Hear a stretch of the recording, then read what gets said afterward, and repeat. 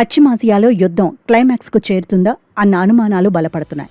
అగ్రరాజ్య America అధ్యక్షుడు Donald Trump తాజాగా తీసుకున్న నిర్ణయం అంతర్జాతీయ స్థాయిలో పెద్ద చర్చకు దారితీసింది. ఇరాన్ ఇంధన మౌలిక సదుపాయాలపై జరపాల్సిన దాడులను మరో 10 రోజుల పాటు నిలిపివేస్తున్నట్లు ఆయన ప్రకటించారు. టెహ్రాన్ ప్రభుత్వం స్వయంగా చేసిన అభ్యర్థన మేరకే తాను వెనక్కి తగ్గినట్లు ట్రంప్ తన ట్రూత్ సోషల్ వేదికగా వెల్లడించారు.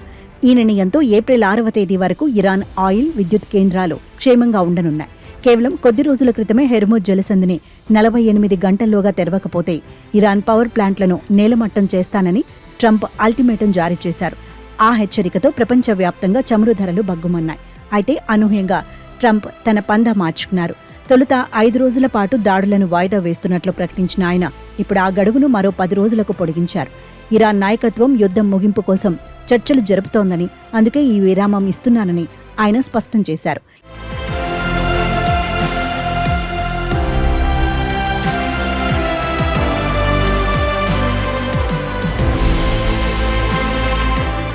ఇరాన్తో చర్చలపై వస్తున్న వార్తలను ట్రంప్ తన స్టైల్లో ఖండించారు.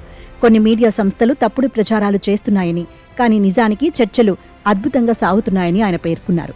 ఇరాన్ నుంచి పురోగతి సంకేతాలు స్పష్టంగా కనిపిస్తున్నాయని, అందుకే శాంతి కోసం ఈ సమయం ఇస్తున్నానని చెప్పారు.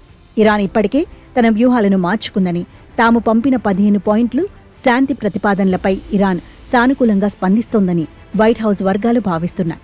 ఇరాన్ ఆర్థిక వ్యవస్థకు వెన్నెముక వంటి చమురు క్షేత్రాలు, విద్యుత్ కేంద్రాలే అమెరికా తదుపరి లక్ష్యాలని అందరూ భావించారు. ఒకవేళ ఇరాన్ చర్చలకు రాకపోతే ఏప్రిల్ 6 రాత్రి 8 గంటల తర్వాత భారీ దాడులు మొదలయ్యే అవకాశం ఉంది. ట్రంప్ తన పోస్ట్లో ఎనర్జీ ప్లాంట్ డిస్ట్రక్షన్ పీరియడ్ను పాస్ చేస్తున్నాను అని వాడటం చూస్తుంటే చర్చలు విఫలమైతే జరిగే విధ్వంసం ఎలా ఉంటుందో ఇరాన్కు ముందే హింట్ ఇచ్చినట్లు కనిపిస్తోంది. ఈ 10 రోజుల విరామం కేవలం తాత్కాలిక ఉద్రిక్తతలను తగ్గిస్తుందా, లేక పూర్తిస్థాయి కాల్పుల విరమణకు దారితీస్తుందా అన్నది ఇప్పుడు $1 మిలియన్ ప్రశ్న. ఇరాన్ ఇప్పటికే 10 పాకిస్తాన్ జెండా ఉన్న ఆయిల్ ట్యాంకర్లను హర్ముజ్ జలసంధి గుండా అనుమతించి గుడ్ విల్ ప్రదర్శించిందని ట్రంప్ చెప్పారు.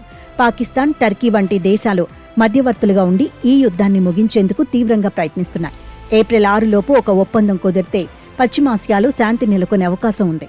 డొనాల్డ్ ట్రంప్ తీసుకున్న ఈ నిర్ణయంతో ప్రపంచవ్యాప్తంగా చమురు ధరలు కాస్త తగ్గుముఖం పట్టాయి.